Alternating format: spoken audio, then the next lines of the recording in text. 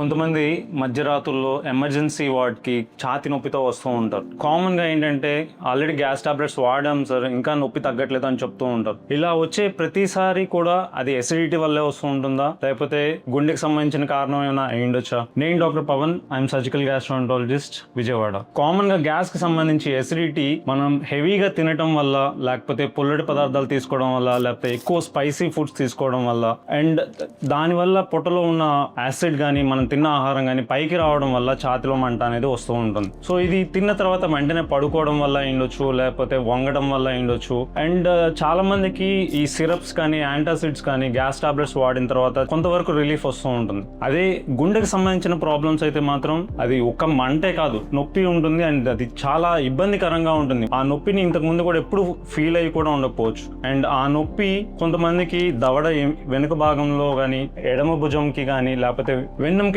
కూడా వ్యాప్తి చెందే అవకాశం ఉంటుంది. వాటితో పాటు కొంతమందికి ఆయాసంగా ఉండడం కానీ, గుండె దడదడగా కొట్టుకుంటూ ఉండడం కానీ, లేకపోతే గాలి తీసుకోలేకపోవడం, ఇలా చెమటలు పట్టడం, ఇలాంటి లక్షణాలు ఉన్నప్పుడు మాత్రం ఆ ఛాతీలో మంటని నెగ్లెక్ట్ చేయకూడదు. అండ్ కొంతమందికి అంటే వయసు పైబడిన వాళ్ళకి, లేదా డయాబెటీస్ పేషెంట్స్ కానీ, లేకపోతే ముఖ్యంగా ఆడవాళ్ళకి ఇటువంటి లక్షణాలు ఉండకపోవచ్చు. అండ్ వాళ్ళకి గ్యాస్ట్రిక్ సమస్యలు అంటే ఇండైజెషన్, లేకపోతే వామిటింగ్ సెన్సేషన్, లేకపోతే ఛాతీలో నొప్పి ఉండొచ్చు. కానీ అది అండర్లయింగ్ హార్ట్ ప్రాబ్లం కూడా అయి ఉండొచ్చు. గ్యాస్ ప్రాబ్లమ్స్ ఏవైనా సరే మనకి టైం ఇస్తాయి. అంటే అదేంటి అని తెలుసుకోవడానికి, ట్రీట్మెంట్ చేయడానికి కొంచెం టైం ఇస్తూ ఉంటుంది. అలాగే హార్ట్ ప్రాబ్లమ్స్ మాత్రం అటువంటి టైం ఇవ్వకపోవచ్చు. అండ్ హార్ట్ ప్రాబ్లమ్స్ని గ్యాస్ ప్రాబ్లమ్స్ అనుకొని లేట్ చేయడం వల్ల ఆ ప్రాబ్లం అనేది పెరిగి ప్రమాదానికి దారి తీయచ్చు. ఛాతీలో నొప్పి వచ్చిన ప్రతిసారి అది ఎసిడిటీ కాకపోవచ్చు, కొన్నిసార్లు హార్ట్ ఇష్యూస్ అయి ఉండొచ్చు. సో అందుకని గ్యాస్ టాబ్లెట్స్ వాడి వాటిని డిలే చేయకుండా వెంటనే ఎక్స్పర్ట్ని కలవాలి.